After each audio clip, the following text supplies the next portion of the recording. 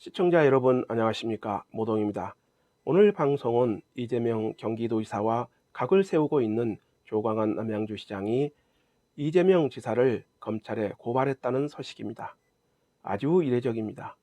이재명 지사 입장에서 어떤 생각이 들지 매우 궁금합니다.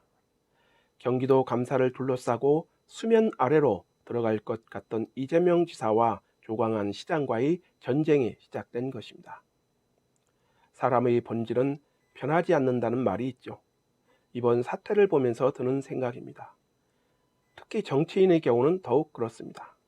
조광한 남양주시장과 전국 공무원노동조합 경기지역본부 남양주시 지부는 28일 이재명 경기도지사와 경기도감사관 등 5명을 직권남용 권리행사 방해죄 및 개인정보보호법 위반으로 수원지방검찰청에 고발한 것입니다. 이날 고발장은 법정 대리인을 통해 검찰에 직접 고발장을 접수한 것이죠.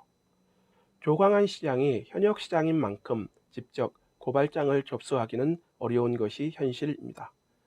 고발인은 조광한 남양주시장과 전국 공무원노동조합 경기지역본부 남양주시 지부 엄광석 지부장.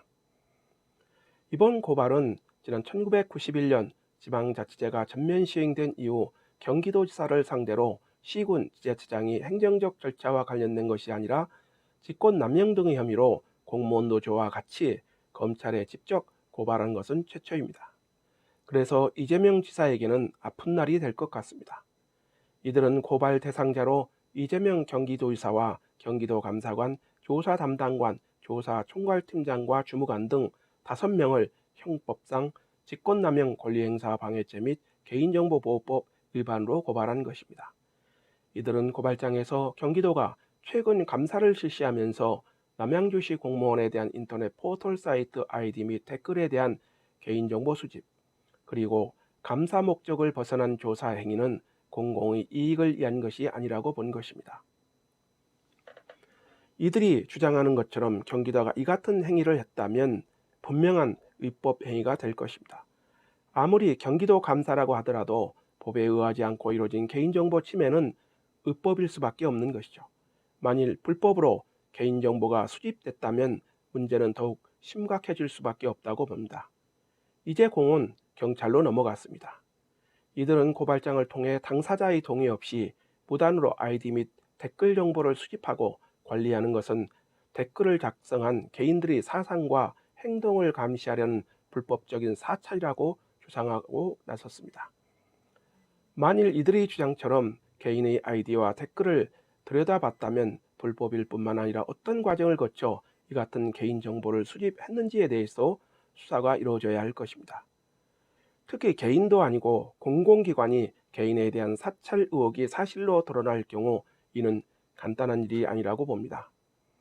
이들은 이 같은 경기도 행위는 헌법의 기본 원칙과 책무를 위반했다며 사생활의 비밀과 자유 및 표현의 자유 등 국민의 기본권을 침해하는 행위라고 밝힌 것입니다. 특히 이들은 최근 경기도가 남양주시를 대상으로 실시한 감사 과정에서의 의합적인 감사 행태도 문제점으로 지적했습니다. 이들은 경기도가 감사를 진행하면서 지방자치법 절차를 무시하고 감사를 진행했으며 권한을 남용해 하위직 공무원의 신분에 대해 의해를 가하는 듯한 겁박으로 의무 없는 진술을 강요했다고도 주장하고 나선 것입니다. 이번 고발에 대해 조광한 남양주시장은 공직을 이용한 사익추구와 불법 행정, 자행에 대한 상응한 책임을 묻는 것이 공정한 세상이라며 관행적으로 잘못된 일들을 조속히 바로잡아 과정은 공정하고 결과는 정의로운 세상일 되길 기대한다고 밝혔습니다.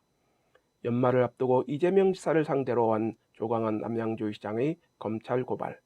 그래서 이재명 지사와 경기도의 대응에 관심이 모아지고 있습니다. 저희도 경기도의 공식 입장이 나오는 대로 독자들에게 알려드리도록 하겠습니다. 오늘 방송을 마치도록 하겠습니다. 그리고 다음 방송에서는 왜 조광한 남양주시장이 이재명 지사를 고발할 수밖에 없었는가에 대해 방송하도록 하겠습니다. 아직 저희 방송 구독하지 않으셨다면 구독도 부탁드립니다. 구독은 힘입니다. 더 좋은 뉴스로 보답하겠습니다. 감사합니다.